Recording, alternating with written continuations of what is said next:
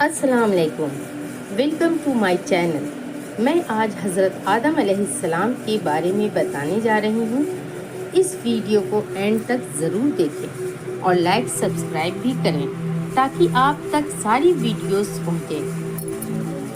حضرت آدم علیہ السلام سب سے پہلے انسان ہیں جن کو اللہ تعالیٰ نے دنیا میں بھیجا، اور سب سے پہلے نبی آپ ہیں۔ آپ ہی کی اولاد ساری دنیا میں پھیلی۔ آپ کا ذکر قرآن پاک میں 29 بار آیا ہے۔ جب اللہ تعالیٰ نے دنیا کو آباد کرنے کا ارادہ کیا تو اس نے فرشتوں سے کہا، میں دنیا میں اپنا ایک نائب خلیفہ بنانا چاہتا ہوں۔ فرشتوں نے کہا، اے اللہ، تو دنیا میں ایسے شخص کو نائب بنانا چاہتا ہے جو خرابیاں کر کے اور خون کرتا پھرے۔ ہم تیری تعریف کرنے کے ساتھ تیری تسبیح اور پاکی بیان کرتے رہتے ہیں۔ اللہ تعالیٰ نے فرمایا، میں وہ باتیں جانتا ہوں جو تم نہیں جانتے۔ اللہ تعالیٰ نے حضرت آدم علیہ السلام کو سب چیزوں کے نام سکھا دیے، پھر ان کو فرشتوں کے سامنے کیا اور فرمایا، اگر تم سچے ہو تو مجھے ان کے نام بتاؤ۔ انہوں نے کہا کہ تو پاک ہے، جتنا علم تو نے ہم کو بخشا ہے اس کے سوا ہم کو کچھ نہیں معلوم۔ پھر اللہ تعالیٰ نے فرشتوں کو حکم دیا کہ تم آدم علیہ السلام کو سجدہ کرو، تو وہ سب سجدے میں گر پڑے، مگر شیطان نے سجدہ نہیں کیا۔ اس کا ذکر پہلے بھی آیا ہے۔ اللہ تعالیٰ نے حضرت آدم علیہ السلام سے کہا کہ تم اور تمہاری بیوی جنت میں رہو اور جہاں سے چاہو کھاؤ پیو، مگر ایک خاص درخت کے متعلق حضرت آدم علیہ السلام کو منع کر دیا کہ اس کے قریب بھی نہ جانا، ورنہ تم بھی ظالموں میں سے ہو جاؤ گے۔ اس طرح اللہ تعالیٰ نے حضرت آدم علیہ السلام کا امتحان لیا کہ دیکھیں یہ ہمارا کہنا مانتے ہیں یا بھول جاتے ہیں اور شیطان کے بہکاوے میں آ جاتے ہیں۔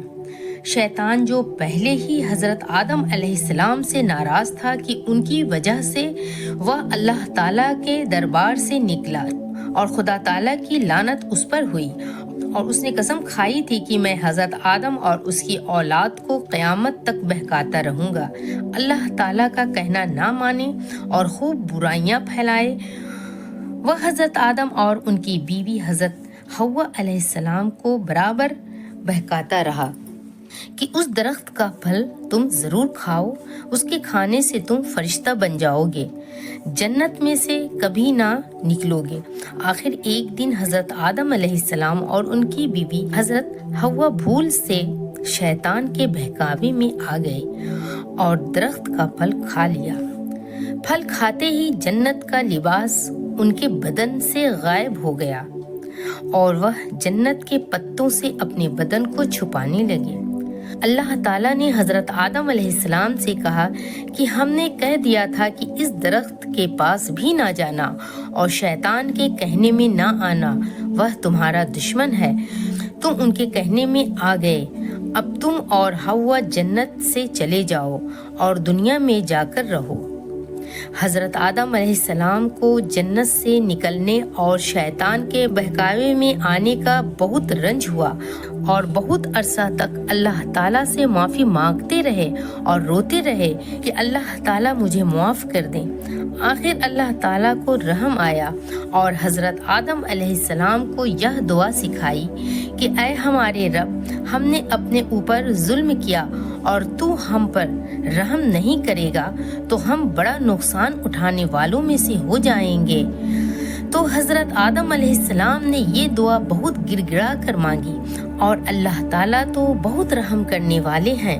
جب کوئی بندہ گناہ کر لیتا ہے اور سچے دل سے توبہ کر لیتا ہے کہ اے اللہ، یہ گناہ تو مجھ سے غلطی سے ہو گئی، آئندہ سے ایسا نہ کروں گا، تو وہ معاف کر دیتے ہیں۔ چنانچہ حضرت آدم علیہ السلام کو بھی اللہ تعالیٰ نے معاف کر دیا اور پھر کہا کہ تم اور تمہاری اولاد دنیا میں رہو، اور یہ بات یاد رکھو کہ جب میری طرف سے کوئی نبی علیہ السلام میری ہدایت لے کر تمہارے پاس آئے تو تم اس کا کہنا ماننا۔ جو میرے بھیجے ہوئے نبیوں کا کہنا مانے گا ان کو پھر نہ کوئی خوف ہوگا اور نہ غم ہوگا، اور جو لوگ میرے نبیوں کی بات کو نہیں مانیں گے اور ہماری آیتوں کو جھٹلائیں گے وہ دوزخ میں جائیں گے اور ہمیشہ اسی میں رہیں گے۔ اس کے بعد حضرت آدم علیہ السلام اور حضرت حوا علیہ السلام دنیا میں رہنے سہنے لگے، خوب جی لگا کر اللہ کی عبادت کرتے۔ ان کی بہت اولاد ہوئی اور دنیا میں سب جگہ آباد ہوتی رہی۔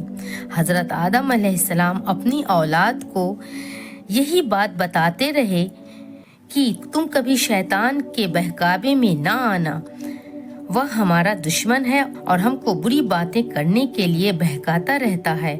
ہمیشہ اللہ کی عبادت کرنا، سچ بولنا، کسی پر ظلم نہ کرنا، ایک دوسرے کے نیک کاموں میں مدد کرتے رہنا۔